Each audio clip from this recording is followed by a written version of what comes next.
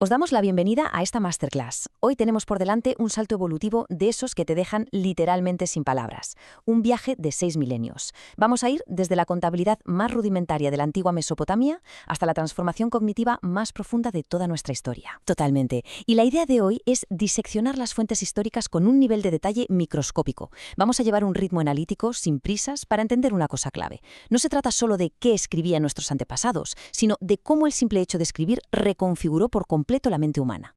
Pero a ver, antes de meternos de lleno en las tablillas y el barro, hay que hacerse la pregunta del millón. ¿Por qué se inventó realmente la escritura? Porque claro, tenemos esta imagen romántica de un genio solitario queriendo escribir el primer poema de la historia, pero la realidad que nos muestran los documentos es, digamos, mucho menos poética y bastante más pragmática. Exacto. La evidencia nos dice a gritos que no nació para transcribir grandes epopeyas o plegarias a los dioses, sino para resolver un problema de papeleo burocrático puro y duro. Vamos a ver cómo estructuramos las pruebas de todo esto. Para entender esta monumental maquinaria de comunicación, vamos a hacer 4 paradas obligatorias en nuestro análisis. Primero, los orígenes y las famosas fichas contables. Segundo, la ergonomía y la limitación física que imponía el barro. Tercero, el espectacular salto hacia las matemáticas abstractas. Y cuarto, un debate fundamental sobre el sesgo de supervivencia en la arqueología. Así que arrancamos con la primera estación: orígenes, fichas y burocracia. Para situarnos bien, tenemos que viajar al creciente fértil, concretamente a yacimientos como Mureybet, en la actual Siria, allá por el 9º milenio antes de Cristo. La humanidad acaba de descubrir la agricultura, y claro, con la agricultura llegan los excedentes de comida, y con los excedentes aparece una necesidad tremenda de gestionar y repartir esos recursos.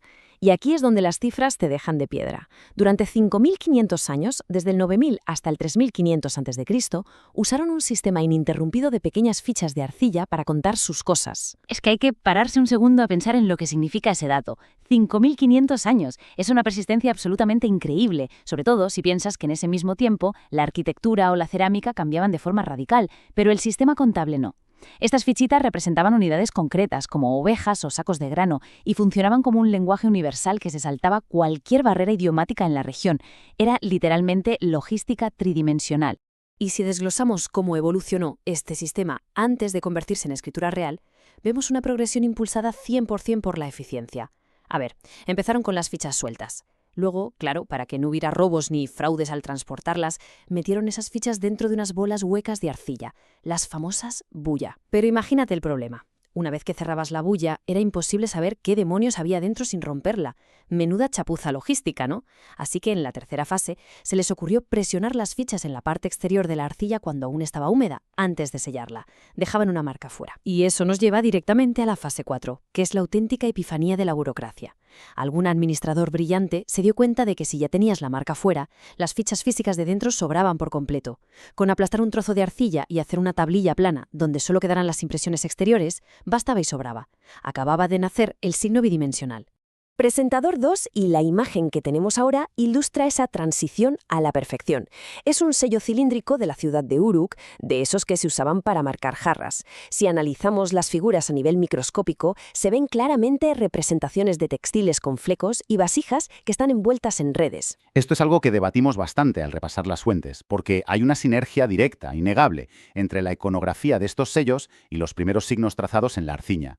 Es decir, los escribas cogieron los motivos visuales de cómo se transportaban las vasijas en la vida real y los convirtieron en signos abstractos. Estaban estandarizando la burocracia de manera visual. Una estandarización que llegó a su punto álgido hacia el 3200 a.C. también en Uruk, con el desarrollo del sistema protocuneiforme.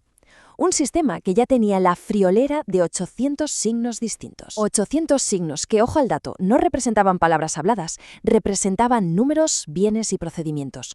Hablamos de un sistema mnemotécnico bestial, capaz de gestionar raciones de cereales y cerveza para miles y miles de trabajadores del Estado. El nivel de control exhaustivo sobre la población era absoluto. Todo esto nos obliga a plantearnos una pregunta fundamental para cerrar esta primera parada. ¿Inventamos la escritura por una especie de anhelo intelectual o fue la maquinaria aplastante del Estado centralizado la que la exigió sí o sí? Viendo las pruebas, todo apunta a que la necesidad de cobrar impuestos y repartir comida fue la verdadera musa de la civilización. Pasamos a nuestra segunda estación, la ergonomía de la cuña. Vamos a meternos literalmente en el barro.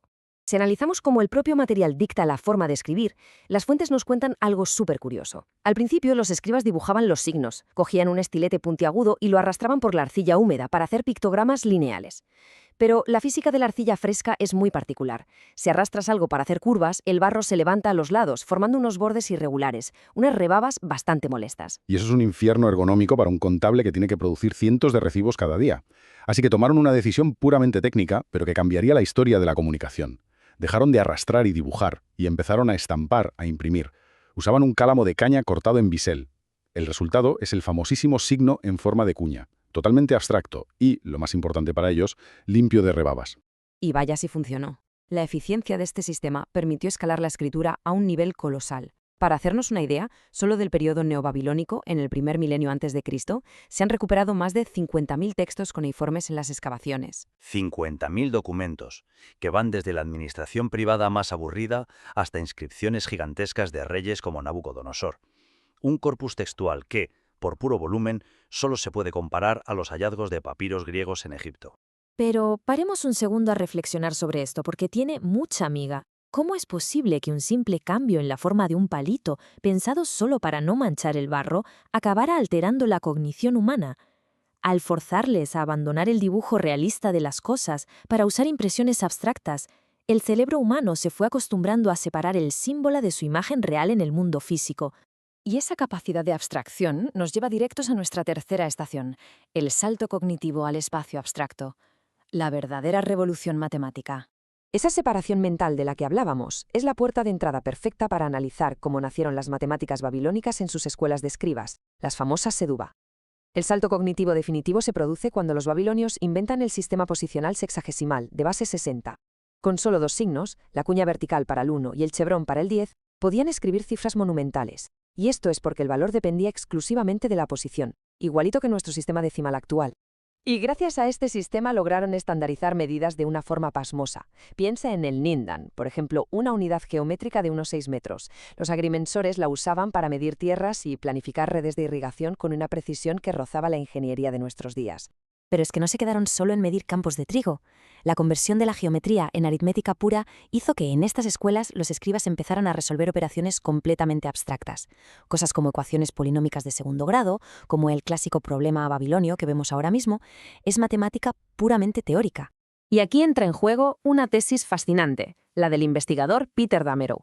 Es fundamental entender esto. Originariamente, la forma de anotar medidas estaba atada al objeto físico. Contabas ovejas o medías sacos de grano.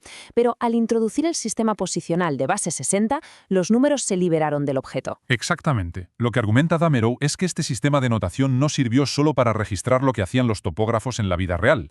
En las escuelas, los maestros empezaron a sumar longitudes y áreas de forma totalmente artificial, generando una abstracción espacial que no existía en el mundo físico. Literalmente, construyeron modelos puramente matemáticos, no euclidianos, sobre la arcilla.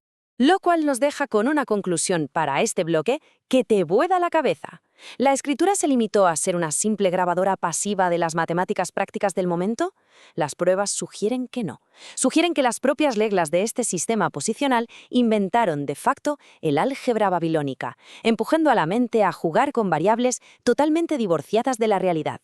Y con esto llegamos a la cuarta y última estación de nuestro análisis, el sesgo de supervivencia. O lo que es lo mismo, todo lo que hemos perdido. Hasta ahora hemos hablado de tablillas de arcilla, que son prácticamente indestructibles si se cuecen. Pero vamos a dar un giro de guión y a mirar el registro arqueológico fuera de Mesopotamia, centrándonos en las escrituras paleohispánicas de la península ibérica. De las culturas ibéricas y tartésicas, lo que nos ha llegado principalmente son inscripciones en piedra, plomo o bronce, materiales inorgánicos, duros y duraderos. Pero aquí hay que abrir un debate sobre una de las mayores ilusiones ópticas de la historia. Tendemos a pensar que las sociedades antiguas se escribían casi siempre en piedra, simplemente porque es lo que desenterramos. Sin embargo, todas las pruebas indirectas nos dicen que en el Mediterráneo, el día a día administrativo y literario se escribía en materiales orgánicos, papiro, pergamino o tablillas de madera encerada. Soportes que, fuera del clima ultraseco de Egipto, se pudren y desaparecen por completo. Pero si miramos con lupa, encontramos los rastros microscópicos de este fantasma documental. En los asentamientos paleohispánicos han aparecido cretule. Son unas bolitas de arcilla diminutas usadas específicamente para sellar los cordeles que ataban los rollos de papiro. También han aparecido estiletes de metal, ideales para raspar cera, e incluso tinteros. Es que la arcilla de Mesopotamia nos ha malcriado a los historiadores. En el resto del mundo antiguo, que no haya textos en papel no significa que no tuvieran una burocracia masiva. Los instrumentos están ahí, desenterrados, demostrando que tenían una cultura escrita cotidiana súper vibrante, que fue literalmente borrada del mapa por la humedad del tiempo. Hay una reflexión del experto Ignacio Simón Cornago que resume esto de forma demoledora. Dice así: las inscripciones fueron una parte menor de la producción escrita. La gran mayoría de la producción escrita de estas sociedades se ha perdido irremediablemente. Es una auténtica tragedia a nivel documental. Imagínate la cantidad de deberes escolares, listas de la compra, cartas de amor o leyes ibéricas que el suelo consumió para siempre, dejándonos únicamente el reflejo frío y solemne de las lápidas de piedra. Y para cerrar este análisis, queremos dejar una idea flotando en el aire. Hoy en día lo guardamos todo en servidores, en discos duros, en la nube, soportes que, a escala geológica, son sumamente frágiles. Si nuestros propios textos digitales y orgánicos desaparecen algún día y de nosotros solo queda el granito tallado de nuestros monumentos o lápidas, ¿qué tipo de sociedad pensarán los arqueólogos del futuro que fuimos? ¿Se creerán que solo nos comunicábamos para honrar a nuestros muertos? Porque al final, el material en el que escribimos no solo archiva nuestra memoria, también filtra brutalmente la verdad de quiénes fuimos en realidad.